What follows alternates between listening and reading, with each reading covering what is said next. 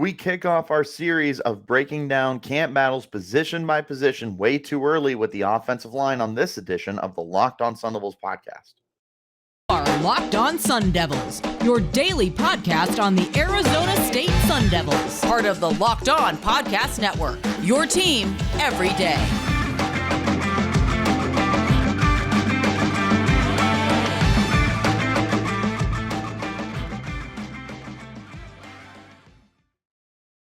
Hello and welcome back to the Locked On Sun Devils podcast, part of the Locked On Podcast Network, your team every day. My name is Richie Bradshaw, and I will be your guide for everything Arizona State Sun Devils. As always, thank you guys for tuning in. Wherever you're getting your podcast, hit like, subscribe, and turn on those notifications. Shout out to the everydayers who are here every day. Remember to follow me on Twitter at RichieBrads36 and the podcast at LO_Sun Devils to stay in touch with everything going on with Locked On Sun Devils. All right.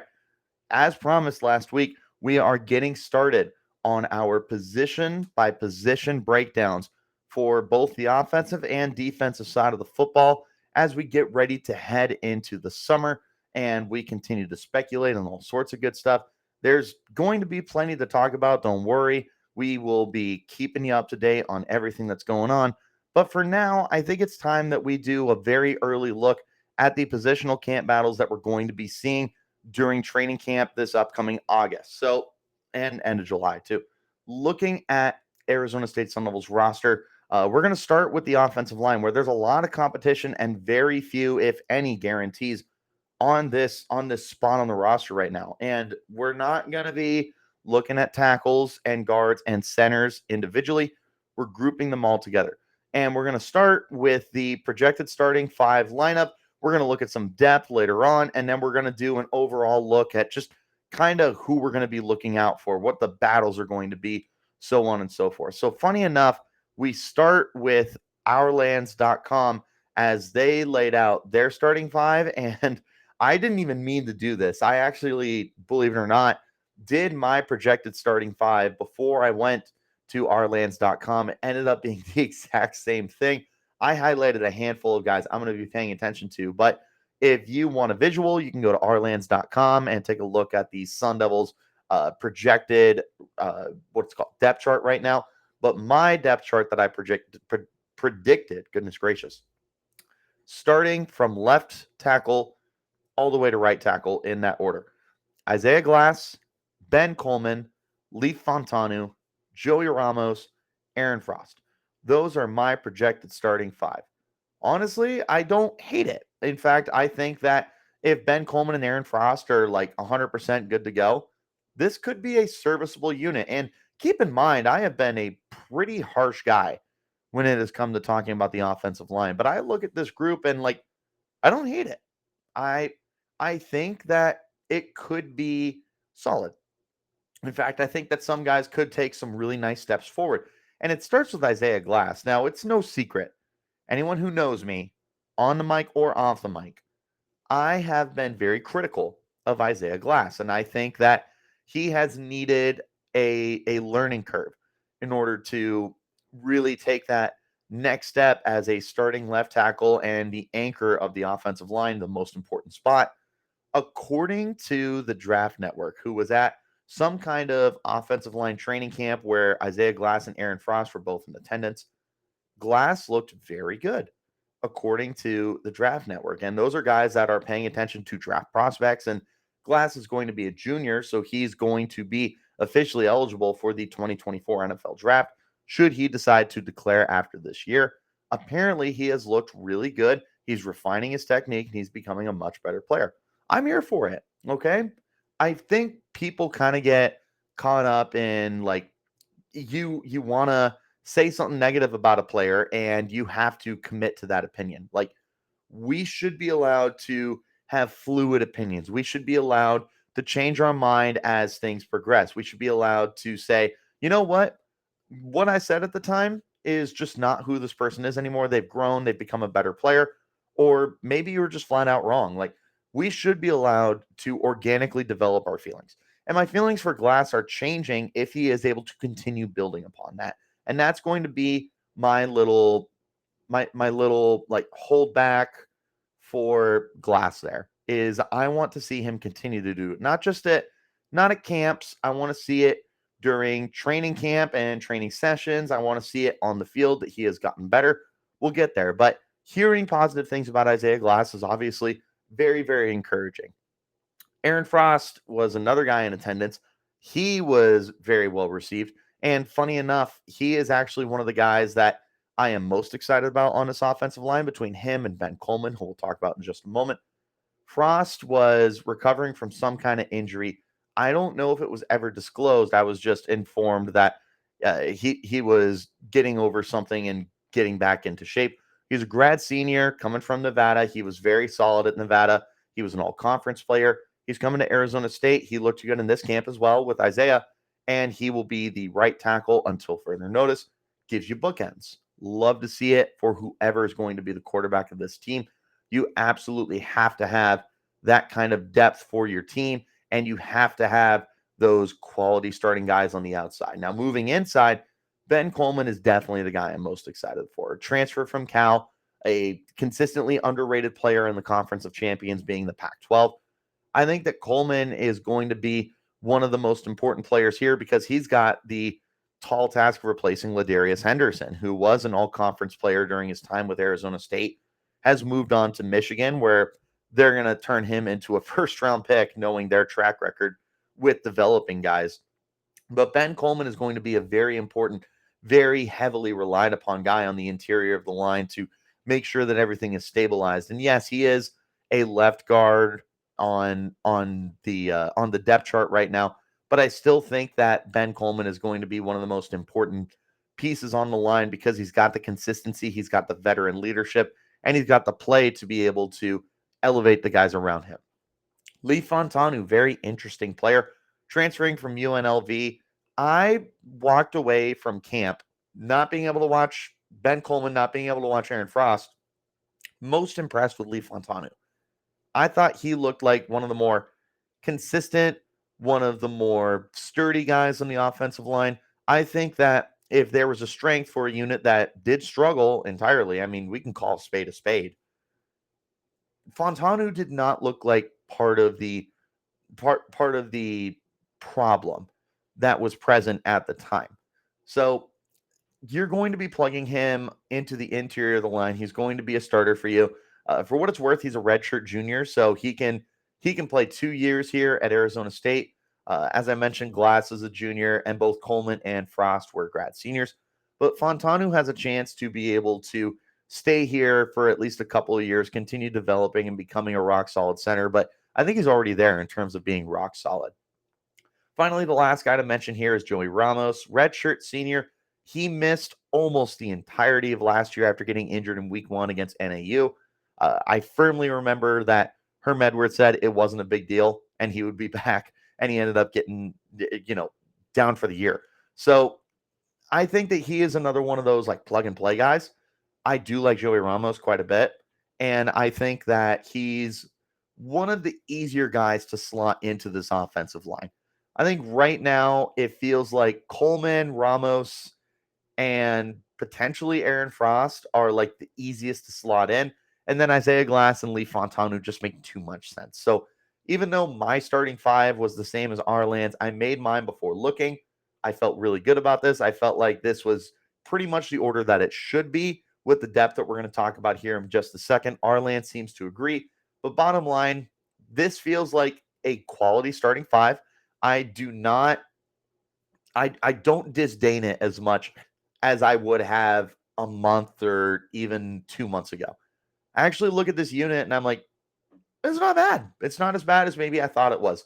Mainly because you have Coleman and Frost coming back for sure. I mean, having 2 of your starting 5 offensive linemen who are quality grad senior guys back is always going to be a nice boon for you. But bottom line, even across or aside from those guys, I do like Glass, Fantanu, Ramos. If Glass truly is progressing, this offensive line is going to get a really nice boost in talent because Glass has the body type and the physique to become a left tackle. It's just a matter of getting there. If he is in fact making that progress, this is going to take a solid line into an above average line. All in all, I don't hate the starting 5 though. But I do need to talk to you guys about our friends over at Built Bar. Look, if you need a delicious snack and you don't want the sugar and calories, then you have to get the best tasting protein bar ever. It's Built. You got to try this. If you're like me, you want to make healthier snack choices, you don't want to compromise on taste. I've got just the thing for you. It's Built Bars and Built Puffs. Built Bars are healthy and taste amazing. Seriously, they're so amazing. You won't think they're good for you. You got to try this. What makes Built Bars so good? Well, for starters, they're covered in 100% real dark chocolate. You heard me right. Real chocolate. They come in unbelievable flavors too, like churro, peanut butter brownie, cookies and cream, and more. I don't know how Built does it, but they make these bars taste like a candy bar while maintaining amazing macros. What's even better is they're healthy. It's just 130 calories. It's just 4 grams of sugar, but they have a whopping 17 grams of protein. And the best part, you don't have to wait around for a box anymore. For years, we've been talking about ordering your Built Bars at Built.com. Now you can get them at your local Walmart or Sam's Club, while you can still get those specialty flavors online at Built.com. You heard me right. Go to your nearest Walmart today, go to the pharmacy section and grab yourself a box of Built Bars. You can get a 4-box cookies and cream, double chocolate, or coconut puff. You're closer to Sam's Club, run in, get a 13-bar box with our hit flavors, brownie batter, puff, and churro puff. You can thank me later. Get yourself a great tasting protein bar. Get yourself the difference with Built Bar. You got to try this. Special shout out to my everydayers who are here every day. On tomorrow's edition of the Locked On Sun Devils podcast, we continue our series of position group by position group breakdowns, turning it to the backfield and looking at the running backs. Make sure you tune in tomorrow for that. All right, let's talk about some depth here. I did not highlight every single player on the roster. Hate me if you have to. It would take a long time to get through the dozen plus offensive linemen that are on this roster. I talked about the starting 5. I will be talking about 6 players in particular that stand out to me. This is not a shot at the guys I don't mention. This is not to say they aren't worthy of conversation. It's just right now, these are the main guys that I think are the like next guys up. If one of the guys gets injured from those starting 5, these are the 6 guys I would expect to be called up next.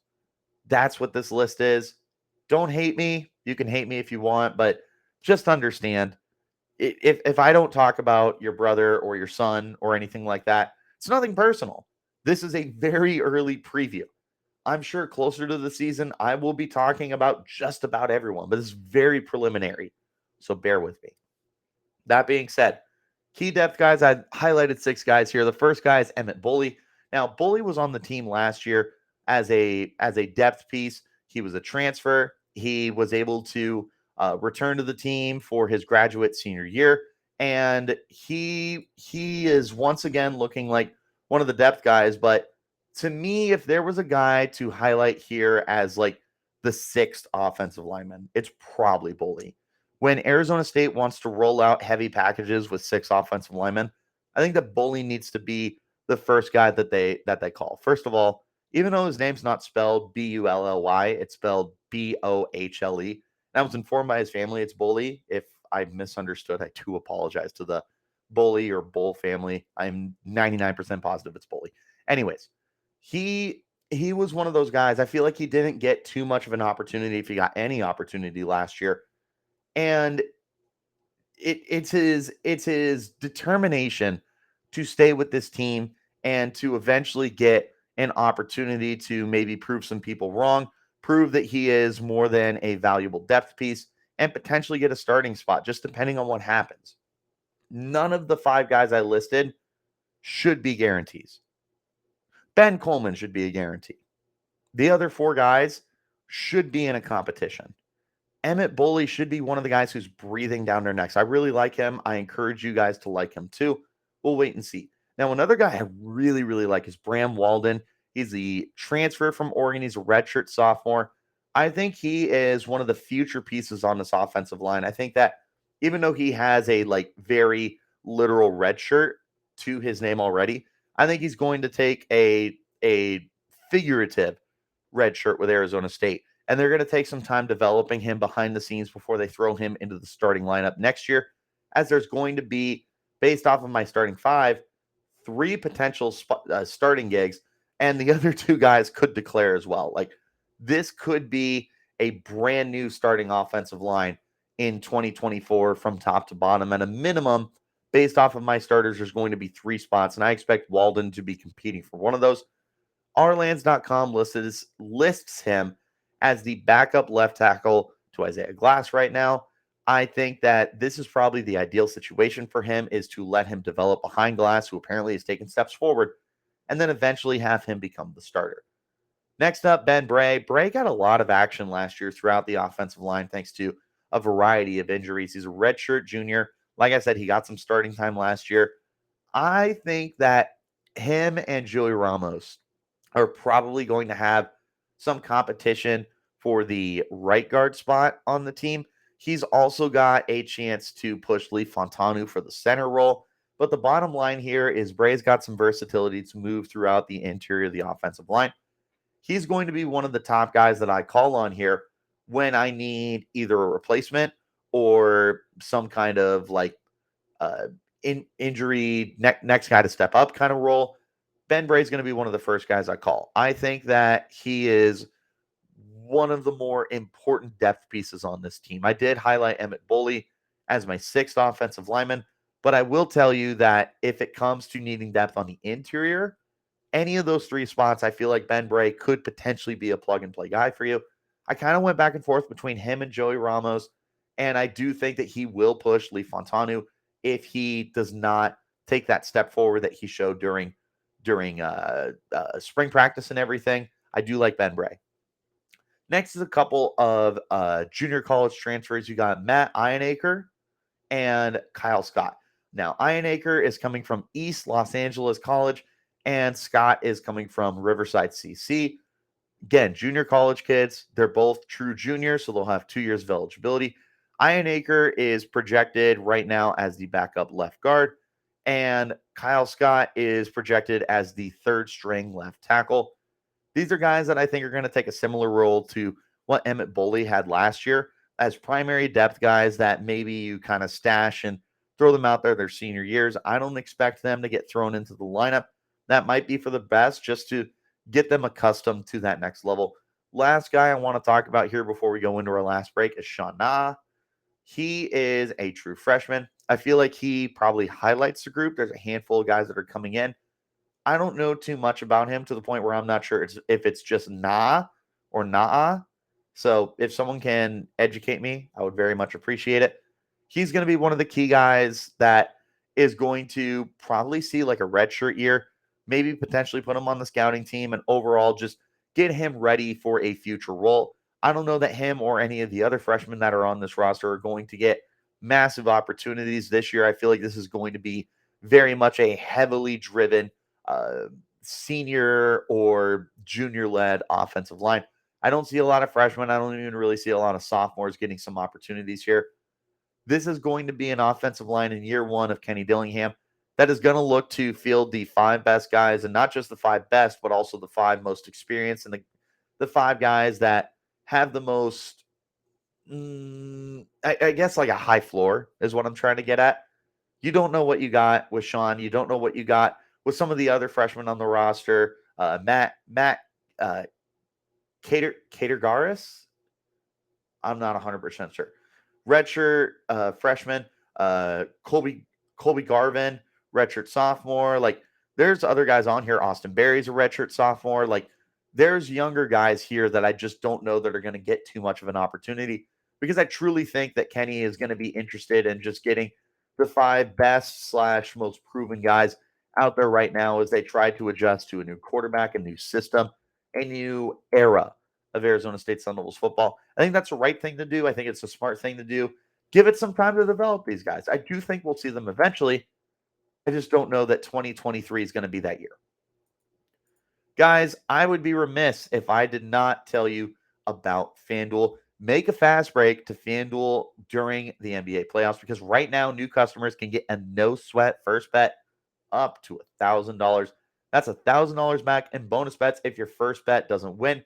They got a little bit of everything. They got overs, they got unders, futures. You can build your own parlay, or you can take these sponsored parlays. Whatever you do, There's no better place to bet on all the playoff action than America's #1 sportsbook. Visit FanDuel.com/lockedon.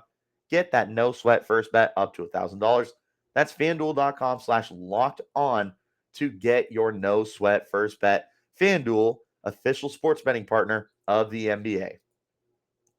One more time, I want to thank you guys so much for tuning in to Locked On Sun Devils. Wherever you're getting your podcast, hit like and subscribe. For my everydayers that are here every day, the running backs positional battle is tomorrow. Make sure you tune in for that as we go through Cameron Scatterboot, DeCarlos Brooks, and the rest of the guys as well. Final closing thoughts. I really like my starting five here. And I don't think there's too much, not so much competition. That's not the right word. I don't think there's too many other orders that I would line this up in. Like I said, if I had to change something, I think that I would change Ben Bray and Joey Ramos. I think I would just kind of flip them right there. Other than that, I think that this is a pretty solidified group. You could also do Ben Bray and Leif Fantanu. Bottom line, if you subbed someone out, you would be subbing Ben Bray in to be the starter there. Isaia Glass is just too much of a veteran at this point, and apparently he's improving, and if he is improving, then yeah, you absolutely have to have him out there. No ifs, ands, or buts. Aaron Frost, Ben Coleman, those are veteran dudes who have been very good players at their respective schools. You need to replace some guys on this offensive line. You need to have proven talent. Because of that, I feel like Coleman and Frost are the biggest locks on here. More than Glass, more than anybody else. Coleman, Frost, lock them in. Coleman at left guard, Frost at right tackle. Fantanu is going to go neck and neck with Ben Bray. Again, like I already said, it should be between those two for the center spot. I don't know that you even truly have another center on this roster. Should be between the two of them.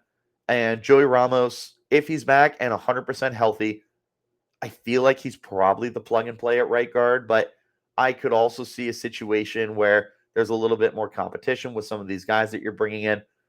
Maybe you get creative, Bram Walden listed as a left tackle, but could you potentially try and get him out there as just a bigger guard? I don't know. I think what you need to do is go in with an open mind on this offensive line and have the mentality of start your best five.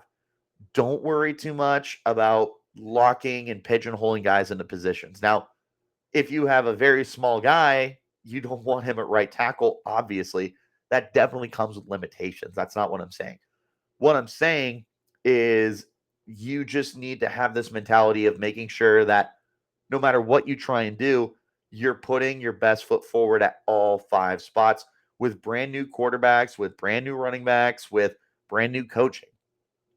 The offensive line stability is going to truly determine a lot about the success of Arizona State in the 2023 season.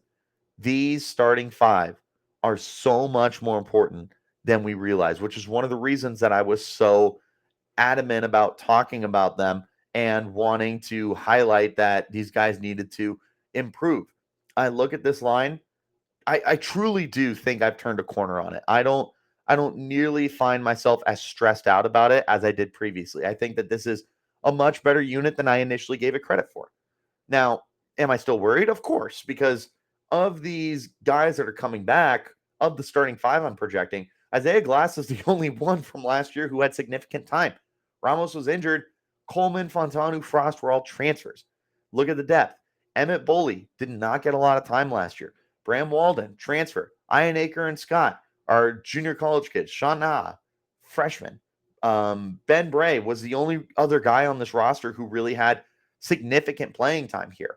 So naturally, it's going to be a very stressful unit to take a look at. But I truly do think that I do not find myself as stressed out as I did previously. Am I stressed out? Yes, because it's just one of the biggest unknowns on this roster. It could be a very quality line, or it could be arguably the worst in the Pac-12. We'll wait and see. But I am willing to take that step forward and say it was probably a bit of an overreaction.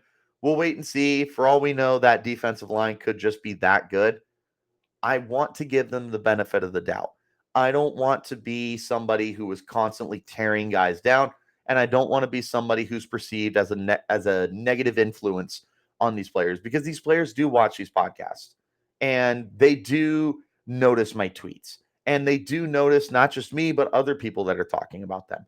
And these are young kids, these are 18 to 23, 24-year olds. Like, they need to be built up more than they get taken down. And I think that I was definitely in the wrong on being a little too negative. So I do apologize for anyone that I might have been too harsh on. I think that this is the kind of constructive criticism that we can all build on. And I think that I will be able to move forward with a little more positivity, because again, when I sit down and actually take a look, I'm like, this really isn't as bad as maybe I thought it was. So we'll see. I don't hate this group. I just have a lot of questions. We'll see what happens. Bottom line, it's not as bad as I had initially thought. What do you guys think of the offensive line? Who would be your starting five? Who do you like to be a sleeper to potentially be a starter or be part of the future of the offensive line? Let me know on Twitter at RichieBrats36 and the podcast at LO_Sun Devils. Leave a comment on YouTube. Let me know wherever you're getting your podcasts. Make sure that you hit like, subscribe, and turn on those notifications. I will see you guys tomorrow. That's all that I have for you today on this edition of the Locked On Sun Devils podcast. We'll be talking running backs tomorrow, so tune in. But until next time, you keep it locked right here on Locked On Sun Devils.